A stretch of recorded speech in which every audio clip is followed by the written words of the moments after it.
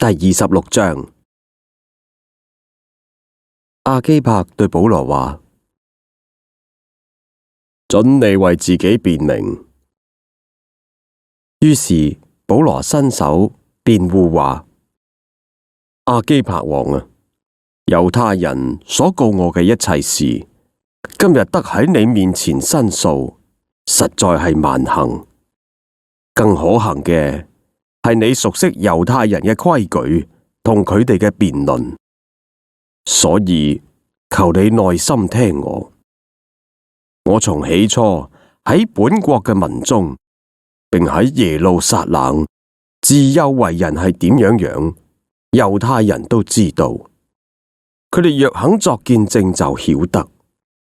我從起初係按住我哋教中最嚴謹嘅教門做咗法利賽人。而家我站喺呢一度受審，係因為指望神向我哋祖宗所應許嘅呢一個應許，我哋有12個支派，晝夜切切嘅侍奉神，都指望得着。王啊，我被猶太人控告，就係因為呢一個指望。神叫死人復活，你哋點解看作係唔可以相信嘅呢？從前我自己以為應當多方攻擊拿撒勒人耶穌嘅名，我喺耶路撒冷亦都曾經咁樣做過。既從祭司長得到權柄，我就將好多嘅聖徒囚禁喺監獄裏面，佢哋被殺，我亦都出名定案。喺國會堂，我屢次用刑強迫佢哋講褻瀆嘅話，又分外惱恨佢哋，甚至追逼佢哋，直到外邦嘅城邑。嗰個時候，我領咗祭司長嘅權柄同命令，往大馬色去。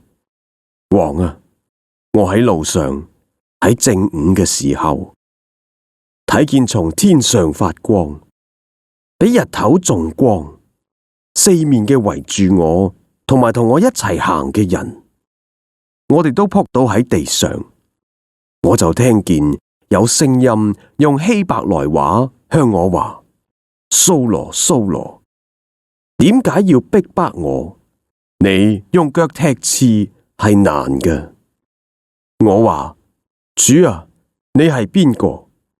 主話：我就係你所逼迫嘅耶穌。你起嚟企喺度，我特意向你顯現，要派你做執事，作見證，將你所睇見嘅事同我將要所指示你嘅事證明出嚟。我亦都要救你脫離百姓同埋外邦人嘅手。我差你到佢哋嗰度去，要叫佢哋嘅眼睛可以打開，從黑暗中歸向光明，從撒旦權下歸向神，又因信我得蒙赦罪，同一切成聖嘅人同得基業。亞基帕王啊，我故此冇違背咗嗰個從天上嚟嘅異象，先喺大馬色，後喺耶路撒冷同猶太全地，以及外邦，勸勉佢哋應當悔改歸向神，行事與悔改嘅心相稱。因為咁樣，猶太人喺殿裏面捉住我，想要殺我，但係我蒙神嘅幫助，直到今日仍然站得住，對住尊貴、卑賤、老幼嘅作見證。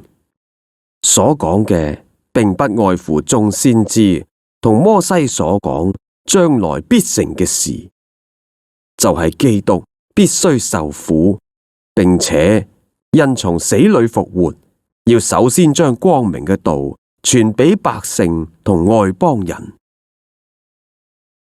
保羅咁樣分訴，非斯都大聲話：保羅，你癲狂咗啦！你嘅學問太大，反叫你癲狂啦！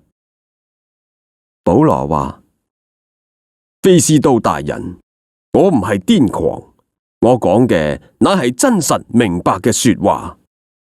王亦都知道呢啲嘅事，所以我向王放膽直言，我深信呢啲嘅事冇一件向王隱藏嘅，因為都唔係喺背地裏嗰度做嘅。亞基帕王啊，你信先知嘛？我知道你係信嘅。亞基帕王對保羅話：你咁樣稍微一勸，幾乎叫我做咗基督徒啦。保羅話：無論係少勸定係多勸，我向神所求嘅，唔單止係你一個人，就係今日一切聽我嘅，都要好似我一樣，只係唔要好似我有呢啲嘅鎖鏈。於是王同埋巡撫並伯尼基與同座嘅人都起嚟，退到裏面，彼此談論話：呢個人並冇犯到啲乜嘢該死該綁嘅罪。亞基帕又對非斯都話：呢個人若果冇上告於該撒，就可以釋放啦。